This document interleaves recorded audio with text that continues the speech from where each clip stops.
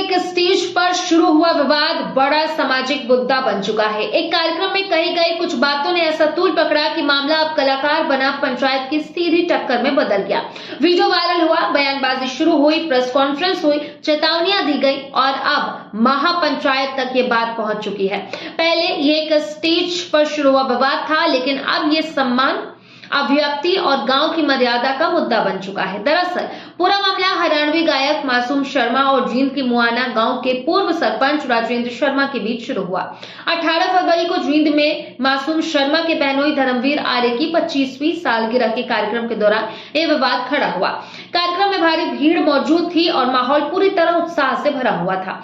इसी दौरान मंच पर पूर्व सरपंच राजेंद्र शर्मा भी मौजूद थे। बताया जाता है कि भीड़ बढ़ने और अव्यवस्था की स्थिति बनने पर मासूम शर्मा ने मंच से कहा कि उनके प्रोग्राम में कोई सरपंच, एमएलए या मंत्री हो, वो किसी को नहीं मानते।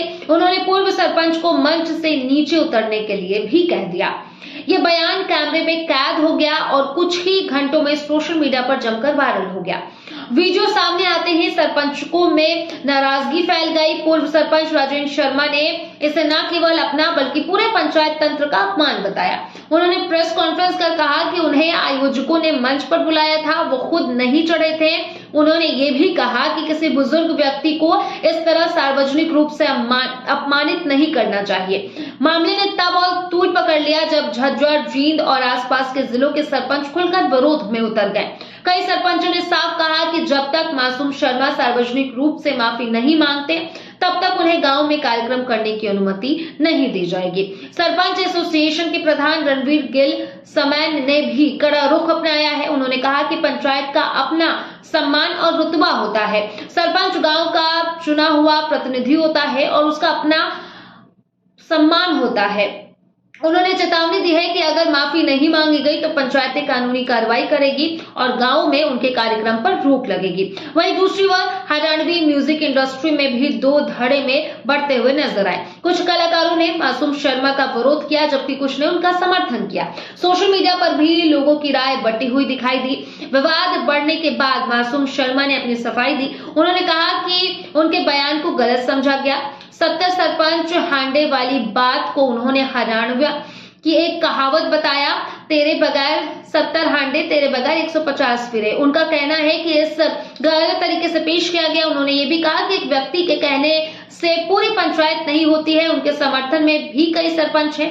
हालांकि मंत्री और एमएलए वाली बात पर वो अपने बयान से पीछे नहीं हटे। ये बात सरपंचों को और भी नागवार गुजरी।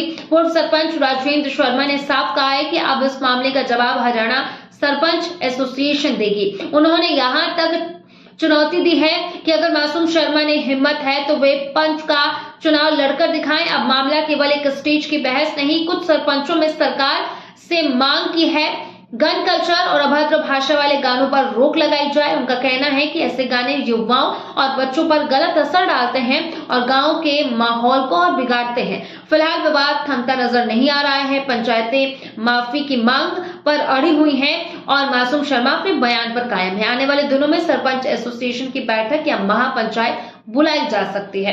हरियाणा में यह मामला अब एक बड़ी बहस का रूप ले चुका है।